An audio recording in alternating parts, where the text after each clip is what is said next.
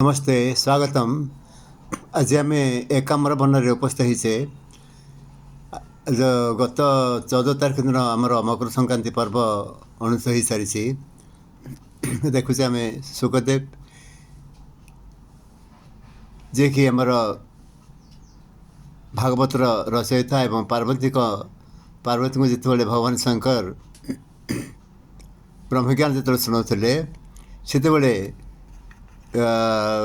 खंडे हाड़ पड़ा कोटर भितर गोटे वृक्षर एवं से जीवंत हो गले। जीवंत हो देवी कांधरे बसिले। कांधरे बसी जिते ब्रह्मज्ञान शुणाऊे प्रभु शंकर देवी को से कांधरे बसी हूँ मारुले।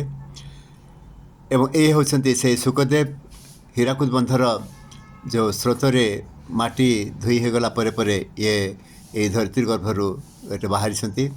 ये होती सत्यजुगर एक निदर्शन।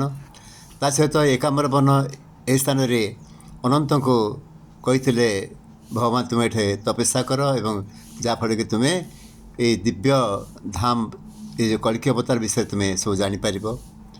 तापर ये अरण्य मध्य आम देखा स्वागत जनाऊँ जड़े सखी एवं से जो पत्थर विराट पत्थर से होती वीरभद्र जे कि जन्म होते शिव को जटर देव सती तले दहन हो जाते।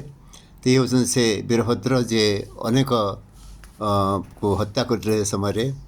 ता सहित भद्रकाली को आम दर्शन करवा सम्मुख अच्छा प्रभु गणेश। ये हूँ भद्रकाली। ये मत शिव को जटर बाहरी थे जे पत्थर से हो पत्थर रूप देखिक आमर गुरुदेव से स्थान स्थापना कराई मूर्ति कराई से स्थान। तो चलते आगू को आम बढ़ा ये एकाम्र अरण्यर आउ किसी दृश्य आम देखी चलवा। तो देखुचे आम भगवान कार्तिकेय ता सहित नंदी भृंगी एवं ता सहित आम शून्य आसन आमर विराजमान अच्छा अनादि ब्रह्म। ये होती गुप्त गंगा। ते स्थान भक्त मान सब एकत्रित होती मकर संक्रांति उपलक्षे।